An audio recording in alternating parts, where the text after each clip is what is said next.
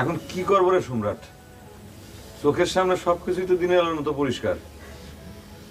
কি আর করুন, শ্বশুর মশাইয়ের বিয়েটা আগে ভালো করে খাইয়ে লই, এবার পরেরটা পরে। ওরে বেটা, শ্বশুরের বিয়ের খাওয়ান ব্যক্তির কপালে জোরে। তুই কি আমার সাথে ইয়ার্কি মারতিস? তোর কথাবার্তা শুনে তো মনে হচ্ছে তুই আসলে কুসুমে ভালোবাসিস না। এ শোনা, তুই রাগাও কা? তা রাখবো না, তুই ইয়ার্কি মারতিস। এখন একটা জরুরি একটা সিরিয়াস সিদ্ধান্ত নেওয়ার সময় তুই আমার সাথে ইয়ার্কি মারতিস। ও সিদ্ধান্ত আমার লওয়া শেষ। কুসুম যদি রাজি থাকে, যাই খালি খপ করি আতখান ধর্ম একটা টান দেবো কমিজের ল, সংক্ষেপে খেলা শেষ। নাউজুবিল্লাহ, কেডা এ? তুই সব কানা নাকি? তুই চিনতিস না? এই কি এ দুনিয়া কি উল্টেই গেছে? ভালো ভালো করে দেয়।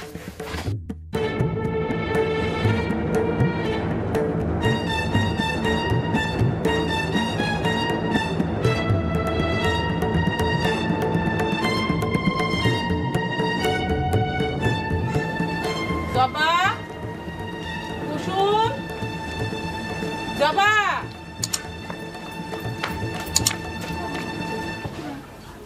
কি এই ঘটনাটা কি?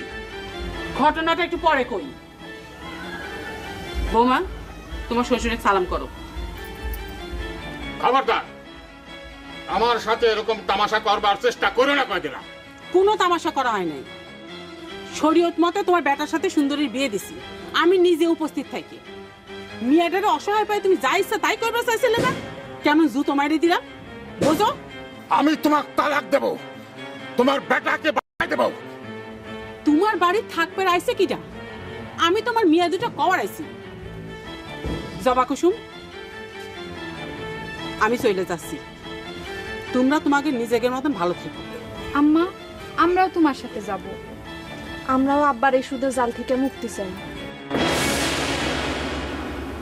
আমরা তাহলে কি করবো রে সম্রাট? আমরা ওগুলোকে খালি যান, তাহলে আমরা চলে যাই। আসসালামু আলাইকুম। খুদা হাফেজ, ভালো থাকবেন। আম্মা, আব্বাক সালাম করবো না? আর লাভ নাই বেটা, ভাবি টেরাই করছে না, একটু আগে দিছে। তাহলে বল চল। চলো।